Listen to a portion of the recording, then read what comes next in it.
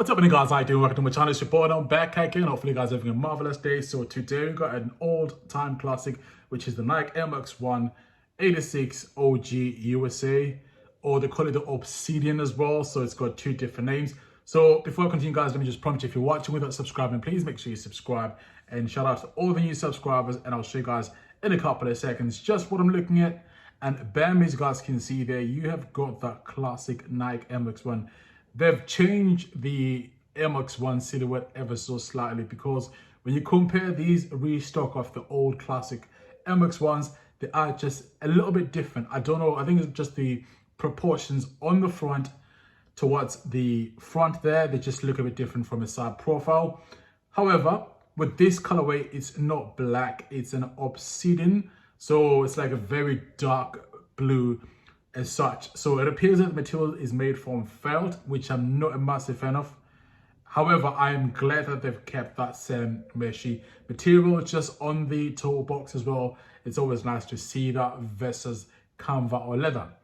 So then you've also got obviously the red, white and blue, which represent the American flag, in case you didn't know. So then you've got the light gray colorway just on the upper there, just surrounding the swoosh as well.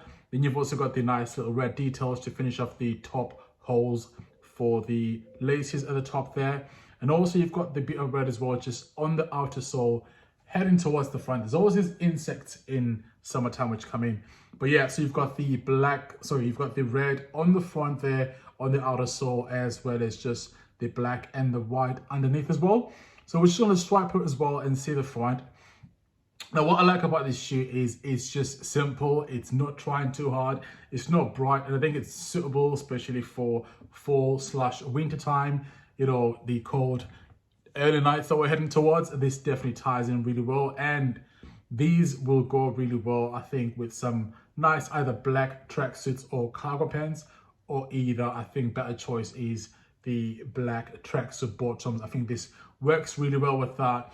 With a nice maybe black puffer jacket and a beanie hat, or a massive, I think, you know those like, I've seen like New York have got these new era caps which have got the inner lining, so they're quite thick. I think that'll look really well with this as well. So in terms of the front as well, I think if you're trying to go for that understated look, then this probably works. But if you're trying to be a little bit bright, a bit noisy, you might want to change your laces for the red ones. So these drop on Friday, 8 o'clock in the morning. These should be coming out on sneakers.